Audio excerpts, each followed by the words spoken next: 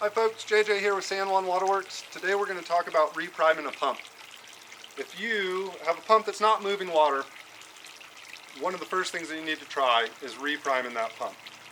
There's a lot of reasons that could happen. We're going to go over a few of the reasons that could cause that and essentially how to fix those and repriming the pump so that it is moving water again. So the first thing that you're going to want to do is confirm that your pump is not moving water. So what we want to do is isolate it at the first possible point. Most systems have a ball valve or a gate valve or something that you can turn off the outgoing portion of it. Then open up your hose bib at the top of that. Now we're going to start the system and see if water actually comes out of this. Okay, so I've started our sprinkler system. We've got our hose bib wide open. Obviously something's up. There's not any water moving here. So next thing we're going to do is prime this thing. So when you're priming your pump, the goal is essentially to get all of the air out of the pump cavity as well as the entire suction line. So by doing that, we're going to start by filling the suction line. So we're going to take off the cam coupler here and we're going to literally pour water down our pipe here until it's overflowing out the top. And we're just going to pour water right down that until it's all the way full, coming right out the top. Once you've done that, confirm that that water isn't going anywhere.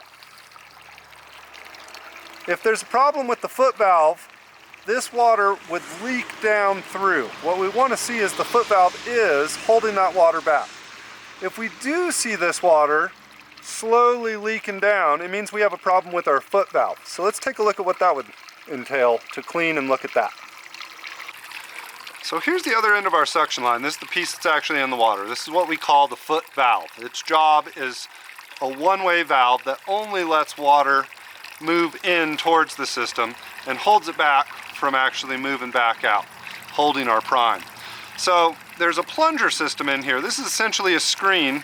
This is two halves. As you unscrew this here, it'll give you access to the actual mechanism that's doing that. It's essentially just a plunger. Turns a million times, but eventually comes out. So you can see we've got a plunger system here.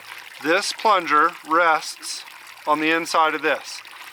The number one cause of this leaking is some debris of some sort getting in between these two, whether that's a stick or a leaf or whatever. But as you can see, this whole thing comes apart. You can inspect it and make sure that you don't see any debris in there. 9 times out of 10 you'll see something in there, a big stick or something is keeping that from seating properly. So once that's good and clean like it is there, it just goes back together, make sure it has a good seat, and then thread it back together. So now that we've got our suction line primed up, we're going to fill up the pump cavity next. We want to get all of the air out of that, replace it with water.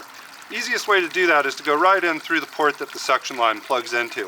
If it's not an option, you could pour water in through the top here, through this hose bib, or you could even unthread this assembly, and pour water directly down into that. But 9 out of 10 of them, it's easy enough to just pour that water right through that same port.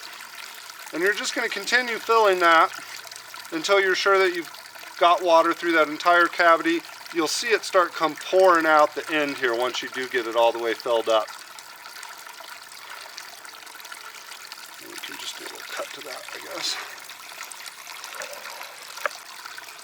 So now that we filled our suction line, we filled our pump cavity, we're going to reconnect that suction line.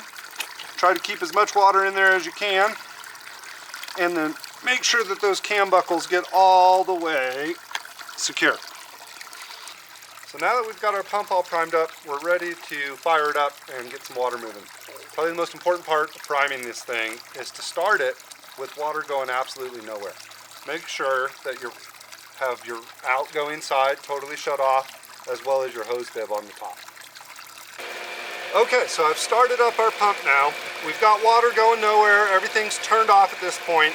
What we're going to do is slowly open this port so that we start bleeding out some water. It's important that you don't go wide open with it. You want to slowly open that and spit out that remaining bit of air. You're going to slowly ramp that up.